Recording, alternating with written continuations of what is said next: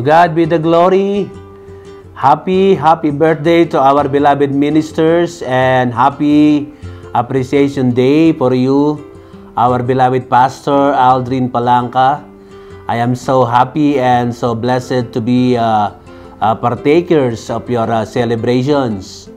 Being your close friends, ministers, it is my delight always to hear that you are very successful, and we pray to God that God will always bless you in all your endeavors.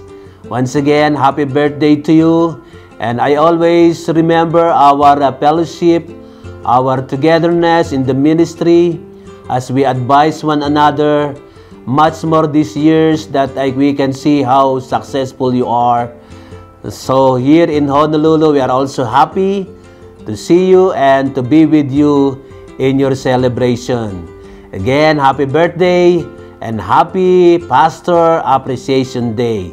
To God be the glory.